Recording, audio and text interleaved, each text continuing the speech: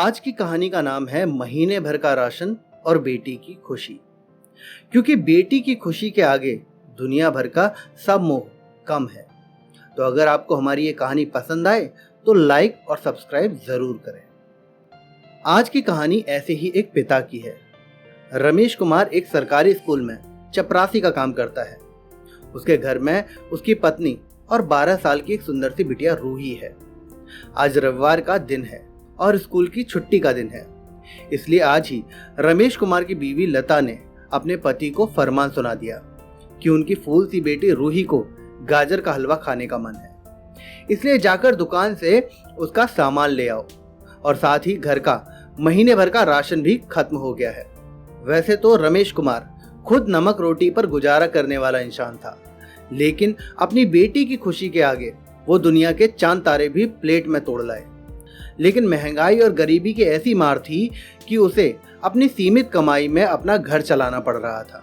इसलिए वो ये सोचते सोचते बनिए की दुकान से राशन लेने के लिए चल पड़ा। साथ में बेटी रूही भी पापा का हाथ पकड़कर निकल पड़ी कि आज बाजार में घूमना भी हो जाएगा। पापा और बेटी दोनों बनिए लाला की दुकान पर पहुंचे, जिसके बाद उन्होंने बनिए लाला की दुकान से अपना सारा राशन बंधवाया और रूही का हाथ पकड़कर वापस चल दिए। चलते चलते बीच रास्ते में रूही की नजर गोलगप्पे वाले ठेले पर पड़ी। बेटी गोलगप्पा खाने के लिए वहीं मचल गई।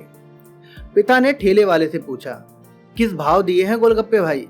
गोलगप्पे वाले ने जवाब दिया, 10 रुपए के 8 गोलगप्पे।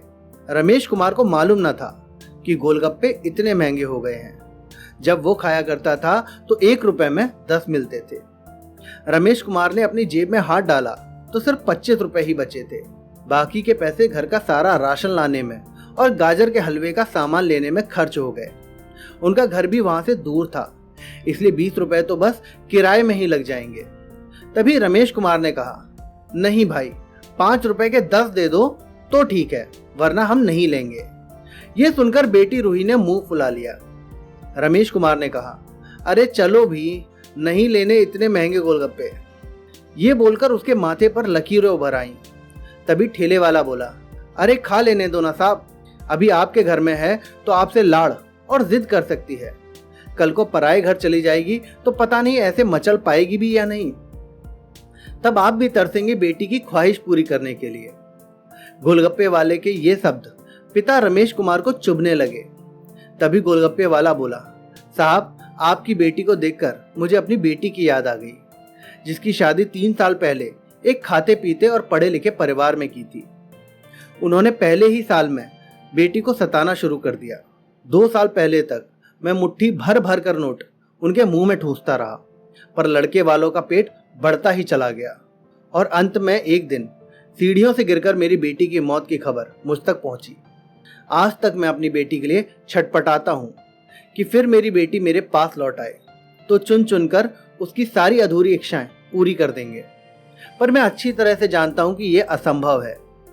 ये बोलते हुए गोलगप्पे वाले की आंखों में से आंसू का सैलाब आ गया। उसने आंसू पोंछते हुए बोला, दे दूं क्या बाबूजी? गोलगप्पे वाले की इस आवाज ने पिता को अंदर से कुछ झकझोर दिया। रुको भाई 2 मिनट। यह कहकर रमेश कुमार वापस उस राशन की दुकान पर गया जहां उसने अपना सामान खरीदा था।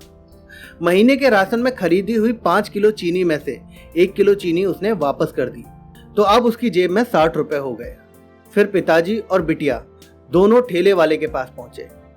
पिता ने डबडबाई आंखें पोंछते हुए कहा, अब खिला दे भाई इसे गोलगप्पे, और हाँ, तीखा जरा कम ही डालना, मेरी बिटिया बहुत नाजुक है। यह सुनकर बेटी के आंखों में चमक आ गई।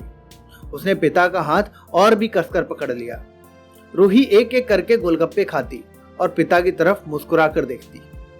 वहीं पिता के चेहरे पर खुशी की चमक साफ साफ दिख रही थी। वहीं गोलगप्पे वाला भी खुशी खुशी रूही को गोलगप्पे खिला रहा था। इसके बाद दोनों अपने घर जाने वाली बस में बैठ गए और अपने घर पहुंचे। रूही की मां ने घर पहुंचते ही पूछा, क्या क्या खरीद कर लाए हो बाजार से? रमेश कुमार ने मुस्कुराते हुए कहा, महीने भर का राशन और बेटी की खुशी। तो दोस्तों, बेटी की खुशी के आगे सारे पैसे भी कम पड़ जाते हैं। हम आखिर कमाते भी तो अपने बच्चों के लिए ही हैं, इसलिए अगर उन्हें ही ना खिला पाए तो वो पैसे बेकार ही हैं। मैं उम्मीद करता हूं कि आपको हमारा आज का सुविचार पसंद आया होगा। तो आप अपनी राय कमेंट बॉक्स में जरूर लिखें। वीडियो पसंद आई है तो वीडियो को लाइक करें और अपने दोस्तों के साथ शेयर करें। ऐसे ही और सुविचार सुनने के लिए आप हमारे चैनल सुविचार कहानियां को सब्सक्राइब जरूर कर लें। चलिए मिलते हैं आपसे अगले वीडियो में एक और नया सुविचार लेकर।